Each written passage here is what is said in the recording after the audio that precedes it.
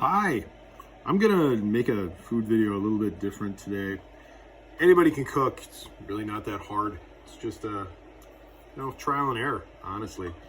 And one of the things that I honestly learned through trial and error is seasoning. What makes me a cook that's better than most, and even in my restaurant days, is I'm kind of snobby. I like to mix my own unique seasonings. And this one is for my chicken salt. I make about 4 or 5 different types of seasonings. I'm out of chicken salt, so I'm gonna make some more. So this is very simply kosher salt, coriander, rosemary, thyme, paprika, and sumac. Sumac is a little hard to get your hands on sometimes. I buy it in bulk just because I have a restaurant supply store that I have access with and it's really cheap. Oh, also celery seed. I ran out, so I picked this up at Walmart. Works just fine. What you want to do is you want to start by toasting everything. And warning, if you do get sumac, it is a very strong scent. It's a wonderful flavor. It adds just power to chicken. It's so good. But if you try to smell it, don't breathe deeply. It'll make you cough. I will add the ratios for this in the recipe, but since I'm only making this much, I mean, this is gonna last me for a while. I've halved my recipe, so I will put all the ratios in there that I have. So I'm gonna start with a 1/4 cup of, coriander. I'm gonna wipe my pan out. I should wash this thing. It has some sumac in it. I wipe my pan out. You really want to toast your spices. I prefer to buy whole things. I find that buying bulk in whole is actually a lot cheaper than buying anything else. Like this whole thing, and it says that it weighs 11 ounces. I got this at a restaurant supply store. I think this cost me $3, something like that. It's like this at Walmart, I think was $2, but one that size at a restaurant supply store, that'll last me almost forever. It'll last me, I think that cost me $5. And yeah, this is 2025 today. I bought this just a couple of months ago in 2024, so this isn't like, a long time ago. We all understand inflation hits us all hard. So in a 1/4 cup of each of these,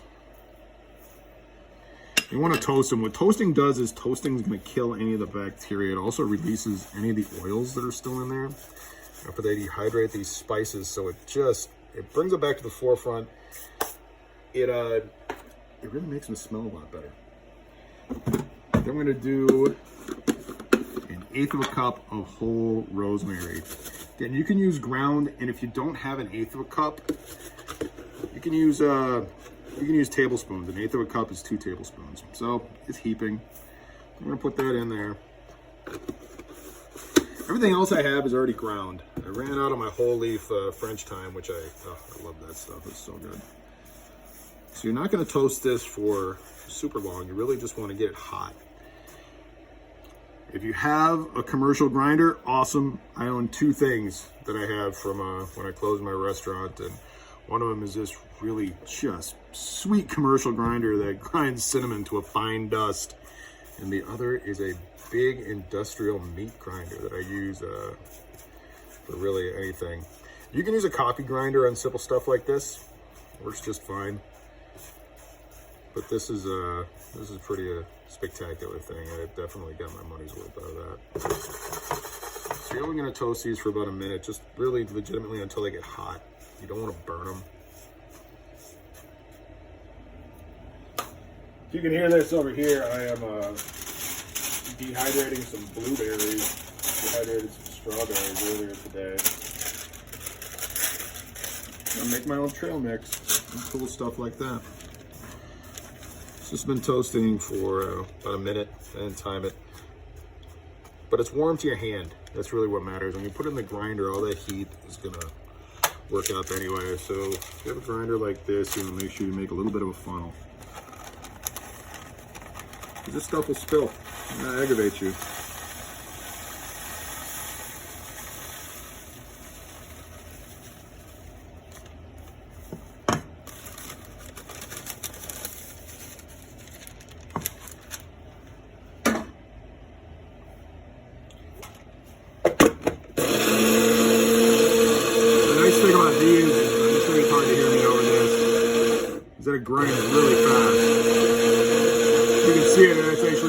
like a steam tornado in here. It's kind of cool. You grind hot spices, that's what happens. So we just want to do this, get it to as fine as you can. So that's my stuff right there. I'm gonna put this in here. And wipe out anything I can. This is also my coffee grinder, just because it cost me a lot of money. It works really well. All right, so we've got that.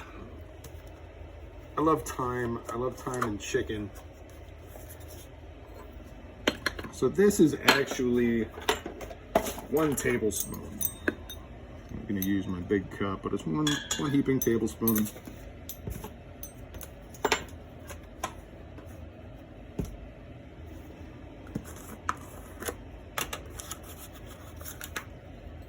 Eighth a cup of paprika.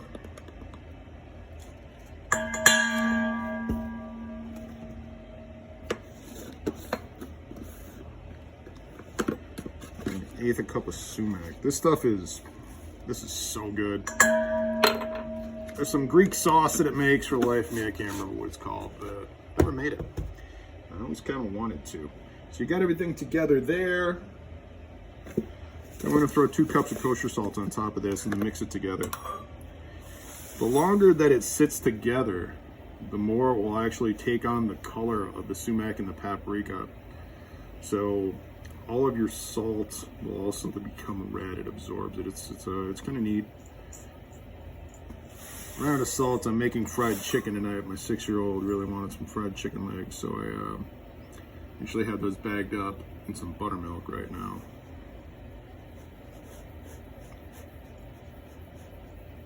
But ideally, you want to let this salt sit together for at least 24 hours and just come together.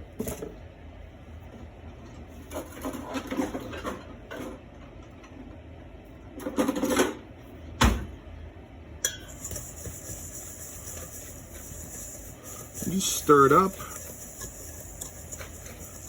then you're going to transfer it into your receptacle of your choosing.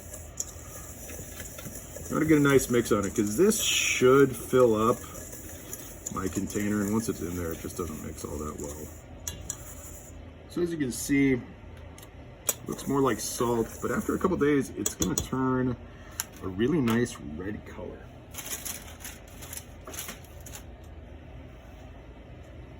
And I will get this into my jar. Thank you very much. I appreciate you for watching. Really, thanks for everybody that actually watches these videos. I've gotten a couple of comments lately. I've had some likes. I really appreciate it. Thank you. I love sharing as much information as I can. If you have any comments, leave them below in the section. If you want any advice on mixing your own seasonings, give me a shout. Thanks. Bye.